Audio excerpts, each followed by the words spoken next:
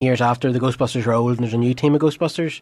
They're the Sanctum of Slime Ghostbusters. Oh, yes. Yeah. Okay. And it was all right.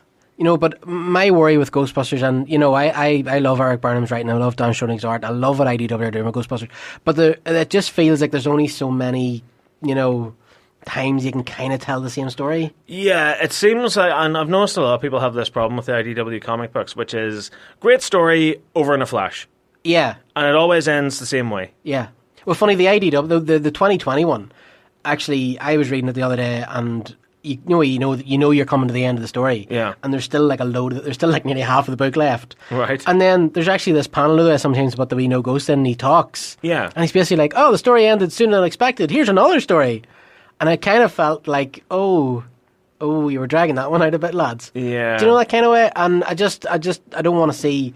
Hopefully the movie won't. I want to see the movie do something very different with Ghostbusters. Yeah, absolutely. I mean, the one thing that is giving me hope with it is this Stranger Things angle. Yeah. Where it's told from the kids' perspective. I love that idea. I think it's great. Yeah. I don't know what exactly the plan is, but I don't see 13-year-olds running around with proton packs. No, I don't think there's any way Jason Reitman would do that. Because there's a lot of people out there in the various Ghostbuster groups that you and I are part of that are worried that's the case. I know. I've gone on a load of them and said, no, I don't think that's what's happening. Honestly, I think the case with this new movie is going to be that the two kids, because the boy's into the paranormal, he's into his conspiracy theories and all that. I think it's going to be him looking into this. Mm-hmm. He's going to be searching around places. He's maybe going to encounter a ghost. Yeah. Or the little girl will encounter a ghost. Well, isn't the wee girl, she's kind of sort of autistic, is it? She's kind of on the spectrum. So, yeah. And she's like a real science geek, a real hardcore science. So yeah, I think they're going to something's going to happen to them. Yeah. And they're going to sort of team up, and the little boy, because he loves his conspiracy theories, is going to find about the Ghostbusters. The Ghostbusters, yeah. They go to upstate New York. They go to Ray's farm. He's not there. They find the barn. There's the Ecto-1. It's real. Yeah. They're over on the bench. Yeah. Proton pack. And that shot from the little teaser trailer, I think, is their way of showing us that the kids perhaps get their hands on the proton pack, but it's broken and they're trying to get it to work. Yeah, all right, yeah. And that's when Ray finds them. Yeah.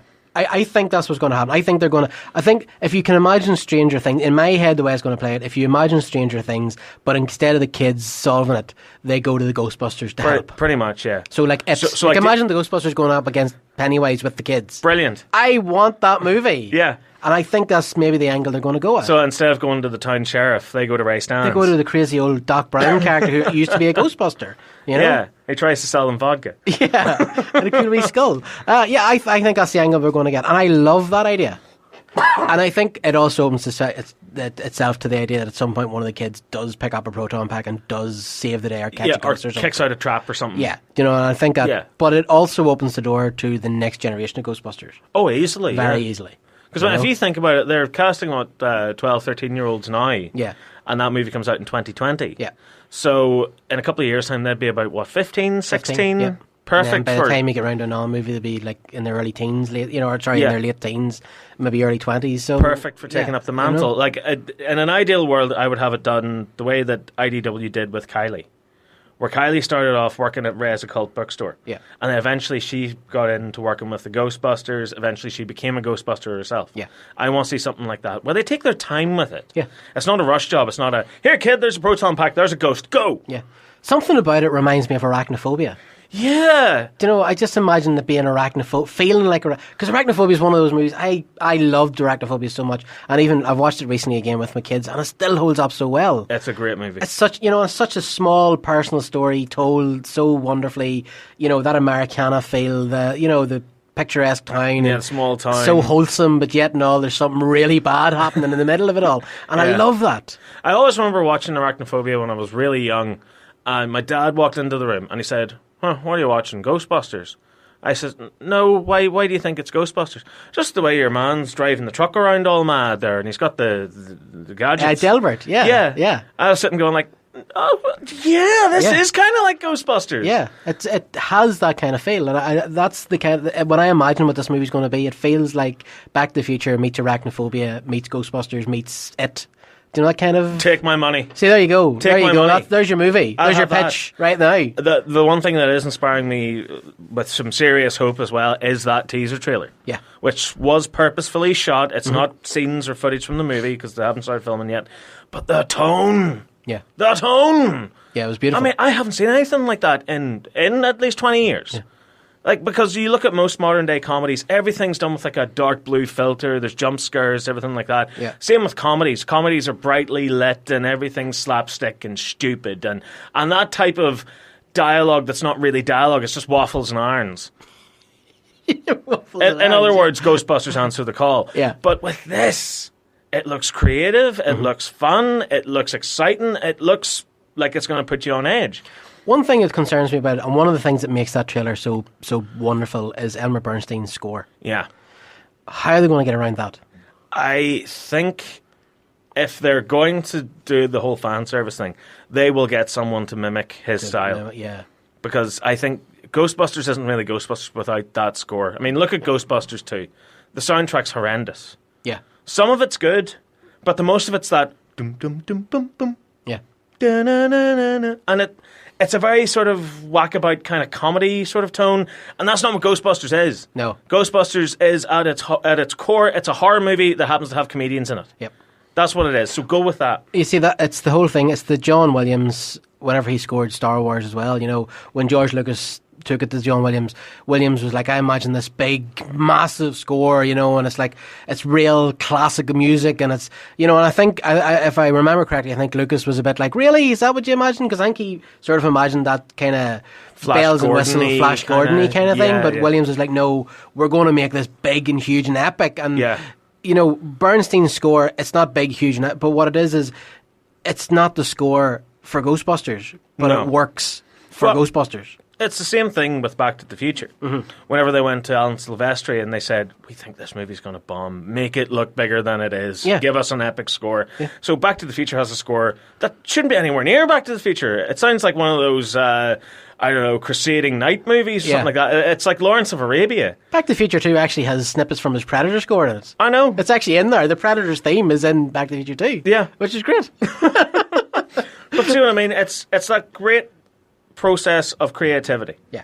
Where you think this is completely wrong until you try it and you experiment and you get something as grandiose and as wonderful as the Back to the Future score, or something as low-key and gothic horror as Elmer Bernstein's work on the first Ghostbusters. Yeah. I mean, even the score for Answer the Call is goddamn unforgettable. It's forgettable. Mm-hmm.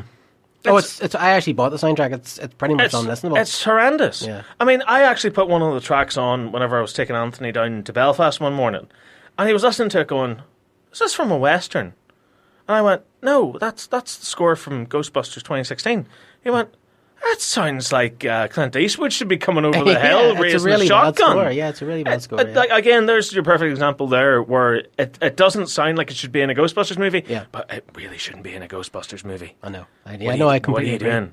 But and that whole big grand action score as well that takes notes from the Ray Parker Jr. song. Yeah. What are you doing? It's horrendous. What was that? The thing about it is, so many filmmakers nowadays, and I actually think this is a problem that Marvel have, where they don't really care about the score. No, they don't. It's almost like, as long as there's a bit of music in the background. See, here's what they do, and it's that whole cut and pasting thing. They'll come up with one main score, one main theme, and that's what plays during the end credits or whatever, and they sample bits from that to use throughout the rest of the movie. Yeah. But like, you look at John Williams' score, you know, Leia has a theme, Han has a theme, Luke has a theme. Yeah. Ghostbusters has it as well. You know, proper scores have the right music for the right person in the right scene. And that's the hard part to do. Well, it's because it sets the tone. Yeah. Like Hans Zimmer's score, and I don't care what anybody says, his Man of Steel and Batman v Superman, they elevate those movies 100-fold, you know, to a just even as soundtracks on their own. I listen to the two of those constantly. I mean, honestly, What Are You Going to Do When You're Not Saving the World is one of my all-time favourite scores from any movie. Yeah. I think it's beautiful. It encompasses both the stillness of it and the grandiose action elements of it, all in the one track. Yeah. Where do you get that anymore? You don't. That's the thing. It's just, there's so many forgettable scores, and DC are slipping into that with, you know, now as well, because I like Danny Elfman's score for Justice League, but it's it's just kind of by the numbers, Danny Elfman. It is, and it incorporates that whole 89 Batman score, the John Williams Superman theme, when it really shouldn't, because like this is a completely different era of comic book movies now, and Batman and Superman already had their own new themes. Exactly. So and build on the Superman those. and Batman themes were amazing. Yeah. They're amazing. And like I remember, because I love Danny Elfman. Danny Elfman, even before John Williams, before I got into the music of Star Wars, Danny Elfman is the person who first made me notice the score whenever he scored Batman in '89. To this day, is still one of my all-time favorite scores. Oh, it's brilliant! The Batman March it's Incredible. never going away. You know, and Into the Woods and stuff. You know that. Yeah, it's just the whole soundtrack is absolutely amazing. But it just feels now like he's kind of threatened. But one of the things that annoyed me was whenever he did it, I listened to a few interviews with him talking about the Justice League score, and when they approached him about doing it and everything else, and he said, you know, I didn't want to use Zimmer's Batman theme because there's only one theme for Batman, and it's my theme. I remember thinking, that's a really... Like, your Batman theme was amazing, and it still is amazing, but that's not this Batman. That's not this era. That's not... Again, doesn't fit the tone. By all means, have nods and homages, of course. Yeah. But don't lift that, you know, because it's kind of confusing, because you're almost like, well, hang on, is this Keaton's Batman, or is this somebody... Well, it's I don't clearly understand. not, though. No, I know it's not, but I'm just saying it's confusing for people that know that, you know what I mean? But see, for people that don't know it, I think they just go...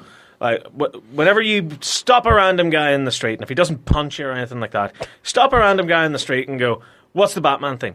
Da-na-na-na-na. Yeah, or probably more like the da-da-da-da-da-da-da. Yeah, but you know what I mean. Yeah. If you stop a guy in the street and go, what's the Superman theme? Da-na-na-na-na-na. Yeah. You know, so I think for the general audiences, they won't care. Yeah. And for the people that don't really read the books and they don't really care about the lore or the mythology or anything like that, or anything in the production side of things, they just go, there's a movie with Batman, Superman in it as well. Oh, that's great, let's go watch it. Yeah. They're sitting munching away on their popcorn, Superman shows up to Darkseid, and you hear dun-dun-dun-dun-dun, and they go, I remember that. That's the Superman that we watched on Bank Holiday Mondays when I was a wee boy on ITV.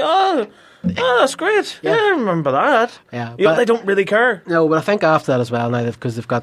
I just think the scores for Aquaman and Wonder Woman and Suicide Squad, while they were good, I just think they're slipping into, you know, these don't have to be as impactful, you know, and I think that's a silly move. I think... Yeah, the reverse is always true. Yeah. Where, I mean, you want something that people can hum. Mm-hmm. I mean, I remember the day, and I'll never forget it as long as I live. I'll take this to the grave with me. The day I was in the car with Big Phil. Yeah. Oh, Big Phil. Gonna have to stop you there. Back in the day. And we were sitting talking about like movie scores. And he was going like, can you hum the Captain America theme? Can you hum the Iron Man theme? No, you can't. Can you hum the George Lazenby James Bond theme? And it's that On Her Majesty's Secret Service. Dun, dun, dun, dun, dun, dun, dun, dun, dun. You know, so it just goes to show that in recent years, it just feels like scores are copied and pasted. Yeah. And temp music seems to be a big thing now, where they'll just take random temp scores and they'll put it in just for the rough edit, and then when it comes time for the composer to score it, they just base the score off the temp track. Yeah. And it just sounds so generic and forgettable, because guess what? That's what a temp track is. It's generic and forgettable. Yeah. Like, I miss the days of sitting down in the cinema, and you had, your big opening title scenes. You had your big sort of like, such and such in the movie's title, and just like, and the score rises as the logo comes on the screen. Yeah. I miss that. Yeah. Movies just start now. Yeah. It's almost like they're going, they're impatient, they'll walk out. Yeah. Start the movie now, quick, action sequence. The last movie I remember actually doing that, Tom, with Danny Elfman, the last movie I really remember doing that was Sleepy Hollow. Yeah. Again, another fantastic Danny Elfman score. Like I actually can't remember. I mean, I like one of the opening title sequences that I love, and it's so basic, is Signs. Because Signs goes through the entire and it's like a Hitchcock. It's like an old Hitchcock movie. That's right. And it's the circular kind of logos, and it says like an M. Night Shyamalan film, Signs, Mel Gibson, Joaquin Phoenix, or whoever. And it takes you through the beats of the movie within the first 5 minutes of the movie. Yeah. And it sets you up, it sets the tone, and it already tells you, be on edge. Something really weird is going to go on here. Yeah. Like imagine if the movie just started and halfway through aliens started showing up. I know. Yeah, no, you're absolutely right. Like the tone wouldn't be there. Funny, one of the biggest, we're in the movie, that I can really remember was Rogue One. Yeah, it felt horribly, because it was just literally like, it actually started with bump. Yeah. And it's like, we're in the movie. Yeah. And it really felt like they just cut out the scroll or the introduction. Here's my one weird little conspiracy theory hat time when it comes to Rogue One, is the movie starts, as you say, with a bump, Yeah. and you see Krennic's shuttle land and stuff, and blah, blah, blah, all that stuff happens. And then whenever Forrest Whitaker finds the little Jyn Erso in the hole, On the stone, yeah. it cuts back to space again, and you see the Rogue One logo. It doesn't make any sense. Yeah. So I'm guessing that they had something at the